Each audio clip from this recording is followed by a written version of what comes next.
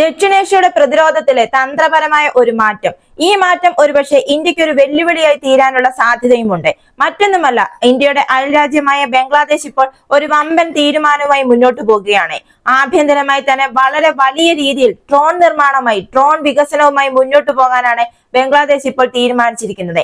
ഇതിന് സഹായമായി എത്തുന്നത് ചൈനയാണ്. ചൈനയുമായുള്ള പ്രതിരോധ പങ്കാളിത്തത്തിലൂടെ ആഭ്യന്തരമായി ആളില്ല ആകാശവാഹനം അഥവാ UAV നിർമ്മിക്കാനുള്ള ബംഗ്ലാദേശിന്റെ നീക്കം ദക്ഷിണേഷ്യയുടെ സുരക്ഷാ മേഖലയിൽ ഒരു പുതിയ തന്ത്രപരമായ വേരിയബിളിനെയാണ് കാണിക്കുന്നത്. ഈ ഒരു കരാർ എന്ന് പറയുന്നത് ബംഗ്ലാദേശിന്റെ ഇടക്കാല ഭരണകൂടം ഇപ്പോൾ ഔപചാരികമായി അംഗീകരിച്ചിരിക്കുകയാണ്.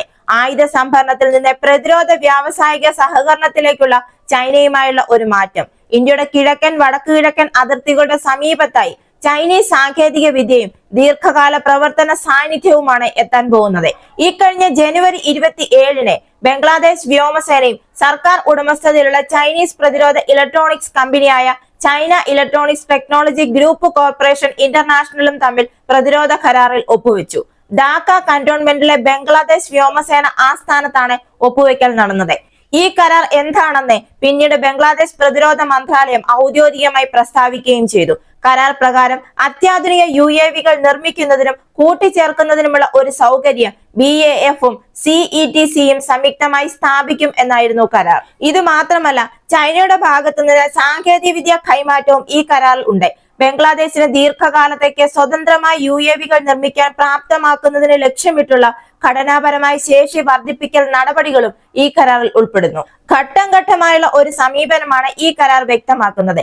അതായത് ഈ കരാറിന്റെ ആദ്യഘട്ടത്തിൽ ബംഗ്ലാദേശ് വ്യോമസേന മീഡിയം ആൾട്ടിറ്റ്യൂഡ് ലോ എൻഡുറൻസ് ഡ്രോണുകൾ, vertical take off and landing പ്ലാറ്റ്ഫോമുകൾ എന്നിവയുൾപ്പെടെ ഒന്നിലധികം UAV വിഭാഗങ്ങൾ നിർമ്മിക്കാനും കൂട്ടിച്ചേർക്കാനുമുള്ള കഴിവ് നേടും. ഇങ്ങനെ വികസിപ്പിച്ചെടുക്കുന്ന ഡ്രോണുകൾ സിവിലിയൻ സൈനിക ആവശ്യങ്ങൾക്കായി വിന്യസിക്കും എന്നാണ് പറയുന്നത്.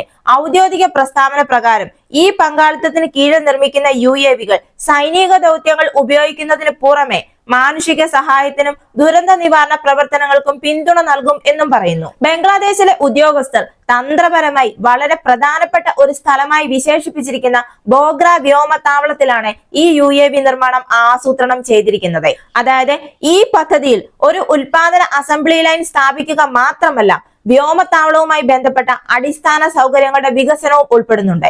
ഈ പദ്ധതിയുടെ ആകെ ചെലവെന്ന് പറയുന്നത് 608.07 കോടി TK ആണ്. അതായത് ഏകദേശം $55 മില്യൺ തുല്യം. ഇപ്പോൾ ഈ ബംഗ്ലാദേശ് അധികാരികൾ നിർമ്മിക്കുന്ന കൃത്യമായ UAV മോഡൽ ഔദ്യോഗികമായി വെളിപ്പെടുത്തിയിട്ടില്ല. എന്നാൽ ഈ കമ്പനിയായ CETC വികസിപ്പിച്ചതും 2022-ലെ എയർ ഷോയിൽ ചൈനയിൽ അനാച്ഛാദനം ചെയ്തതുമായ ഇടത്തരം വലിപ്പമുള്ള ഡ്രോണായ XY-1 ആയിരിക്കും ഈ ഡ്രോൺ എന്നാണ് റിപ്പോർട്ടുകൾ സൂചിപ്പിക്കുന്നത്. പരിപാടിയിൽ വിമാനത്തിന്റെ ഒരു സ്കെയിൽ മോഡൽ പ്രദർശിപ്പിച്ചിരുന്നു. തുർക്കിയിലെ ബൈരക്തർ TB2-യുമായി ഇതിന്റെ രൂപകൽപ്പനയിലെ സമാനതകൾ ശ്രദ്ധ ആകർഷിച്ചതാണ്.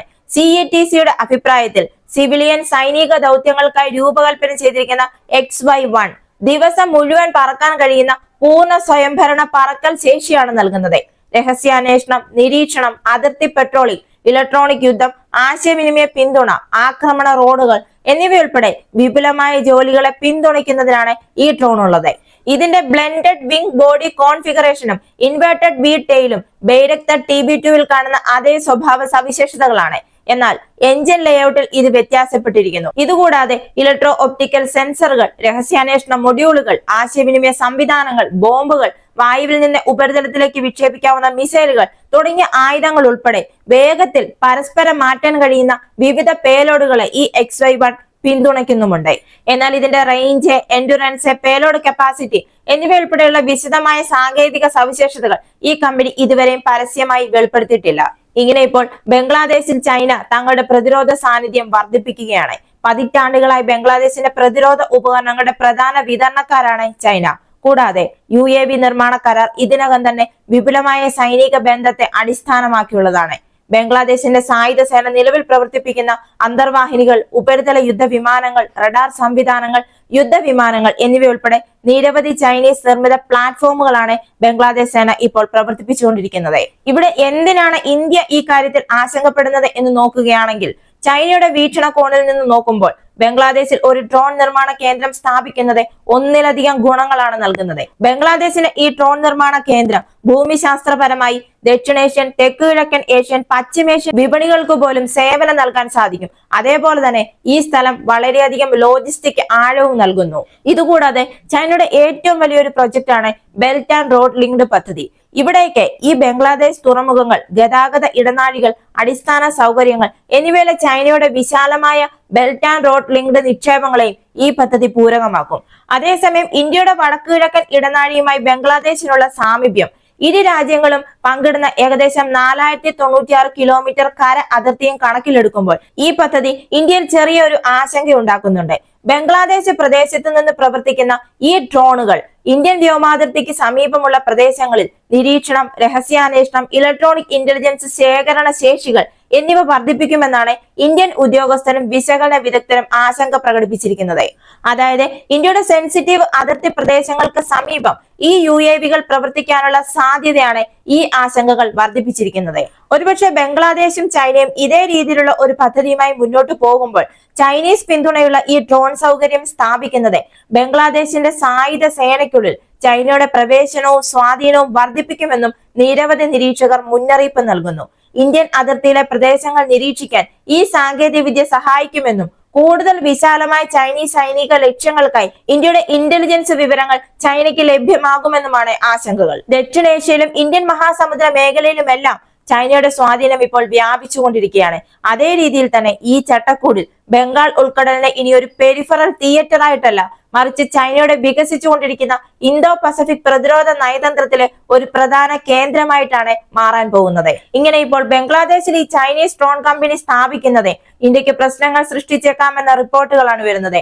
ബംഗ്ലാദേശിലെ മുഹമ്മദ് യൂനിസിന്റെ നേതൃത്വത്തിലുള്ള സർക്കാർ ഈ കരാറിലൂടെ ഇന്ത്യക്ക് ശക്തമായ ഒരു സന്ദേശം നൽകാൻ ആഗ്രഹിക്കുന്നു എന്നും ചില ഇന്ത്യൻ രാഷ്ട്രീയ വിശകലന വിദഗ്ധർ പറയുന്നുണ്ട്.